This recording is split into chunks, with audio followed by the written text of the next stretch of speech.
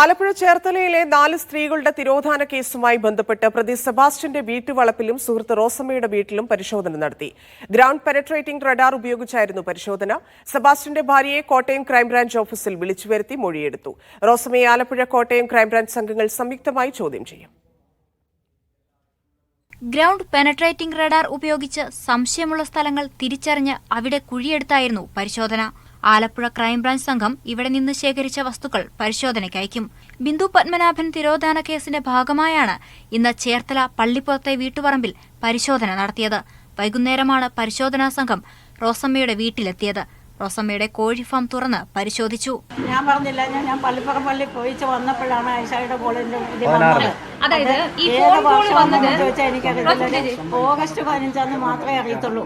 അതേസമയം പ്രതി സെബാസ്റ്റ്യനുമായി ബന്ധമുള്ള കൂടുതൽ പേരെ ചോദ്യം ചെയ്യാനാണ് ക്രൈംബ്രാഞ്ച് സംഘത്തിന്റെ തീരുമാനം. ജൈനമ്മ തിരോധാന കേസിൽ ക്രൈംബ്രാഞ്ച് കസ്റ്റഡിയിൽ സെബാസ്റ്റ്യനെ ചോദ്യം ചെയ്തിട്ടും കേസിൽ കൃത്യമായ നിഗമനങ്ങളിലെത്താൻ അന്വേഷണ സംഘത്തിന് കഴിഞ്ഞിട്ടില്ല. ബിന്ദു, ആയിഷ, സിന്ധു എന്നീ സ്ത്രീകളെ കാണാതായതിനു പിന്നിലും സെബാസ്റ്റ്യന്റെ പങ്ക് വ്യക്തമായി. പക്ഷേ ചോദ്യം ചെയ്യലിൽ ഇയാൾ നിസ്സഹകരണം തുടരുകയാണ്.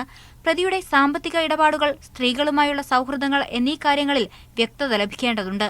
സഹകരണ ബാങ്കുകളിലെ വലിയ നിക്ഷേപം അടുത്തിടെ ഇയാൾ പിൻവലിച്ചിരുന്നു. പള്ളിപ്പുറത്തെ സുഹൃത്ത് റോസമ്മയെയും വീണ്ടും ചോദ്യം ചെയ്യും. പ്രതിയുടെ കസ്റ്റഡി കാലാവധി നാളെ അവസാനിക്കാനിരിക്കെ പരമാവധി തെളിവുകൾ ശേഖരിക്കാനാണ് ക്രൈംബ്രാഞ്ച് ശ്രമം. എല്ലാവരും നല്ല രീതിയിൽ, ഓരോ ടീമും നല്ല രീതിയിൽ കേസുകൾ അന്വേഷിക്കുന്നു. അതുകൊണ്ട് ഇനിയും തുടർന്നും ഈ കേസ് അതേപോലെ തന്നെ അന്വേഷിക്കും. മീഡിയ 1 ആലപ്പുഴ.